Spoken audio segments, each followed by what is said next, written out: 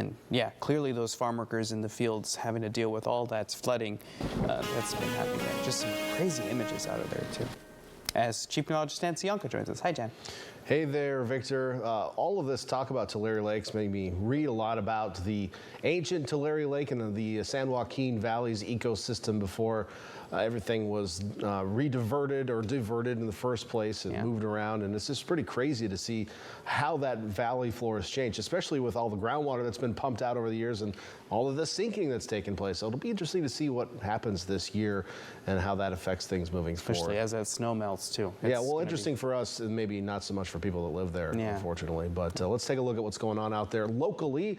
Live look from Domenico's on the Wharf tonight. We have some rain in our forecast, and as Victor mentioned as well, some heat to melt that Sierra snowpack. Now, that's coming later on this week. It's already starting to warm up. There are flood alerts in place.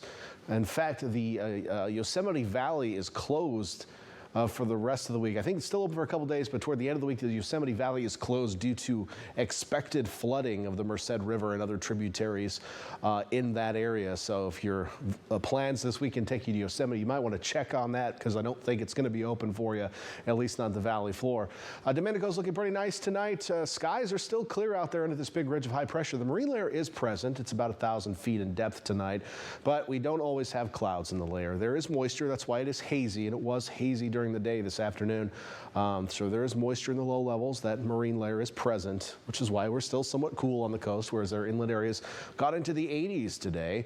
But the ridge is pushing down on it, and it will keep doing so for the next couple of days as the ridge axis finally passes over us Thursday into Friday. During that transition, we'll see the marine layer being squished, and eventually the load on top will be lightened to some extent. And after that happens, we'll probably see the return of some low clouds, maybe even during the daytime hours later in the week. But the next couple of days, we'll continue to see that warming trend on the coast. Now, the heat across the state, which you see here through the weekend, isn't going to last forever. A trough of low pressure is going to dig down the coast starting Sunday into Monday next week and bring much cooler air to the region. Most areas will see, especially inland, we'll see temperature drops for our highs, some 20 to 25 degrees between around Saturday and Tuesday.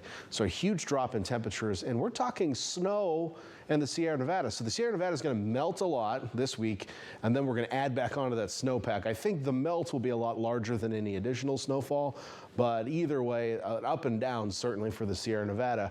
And here locally, sure, we could be talking about some rain showers starting as early as Monday night. And as this trough of low pressure sits over us, really through the end of next week, there may be a chance of a few chances of showers moving through.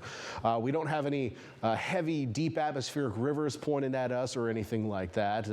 Not much of a moisture tap, but we'll have a chance of showers. No flooding concerns here locally, I guess, to alleviate any fears you might have when you hear that four-letter word rain, right? Which suddenly became a four-letter word this year. So we're watching that for you. Make sure to stay tuned to the forecast.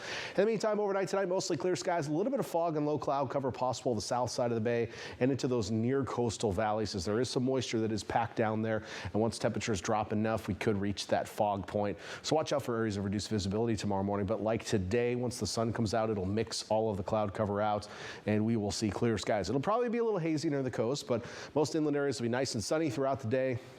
And that is going to be how you spend your Wednesday. Temperatures, for the most part, going to be heading upward. On the coast, maybe a degree or two. Inland areas, 2 to 4 degrees tomorrow compared to today's highs. So we're going to warm it back up for you. Here's what I'm expecting for highs. How about 85 in Boulder Creek tomorrow? 82 at the top of Highway 17 up on Summit Road. 78 in Scotts Valley down on the coast. 70s, maybe 60s out on the north coast there in Davenport. But you could still go to Sharkfin Cove and get a sunburn if that's what you really wanted to do tomorrow. 69 in Aptos. 73 in Watsonville with 70s from Prunedale into Salinas. Getting to 80s just east of San Juan Bautista. Maybe the moment you step over the San Andreas Fault, you get to 80 degrees tomorrow. And Hollister will be at 83, mid-80s in Gilroy, 60s back to the Bayshore, and we'll follow Highway 1 to the Monterey Peninsula where I'm expecting highs in the low to mid-60s. This will be our cool spot tomorrow simply because the winds will continue to come in off the water, but you'll have a lot of sunshine even in Pacific Grove tomorrow. Farther south, 70s in our near coastal valley, so the Big Sur Village area, Carmel Valley Village in the 70s, Gonzales, Soledad, but 80s in Greenfield and points southward. Getting toasty out there, and that 7-day forecast reveals that on the coast we'll see temperatures peaking on Thursday, and as I mentioned, we'll see probably a return to the low clouds, maybe even during the afternoon, Friday into Saturday, and then the winds pick up Sunday into Monday as that trough digs down, and we're watching for rain chances midweek next week. Inland areas may see some spots, especially farther away from the coast, peaking on Friday and Saturday before that big temperature downtrend. Victor.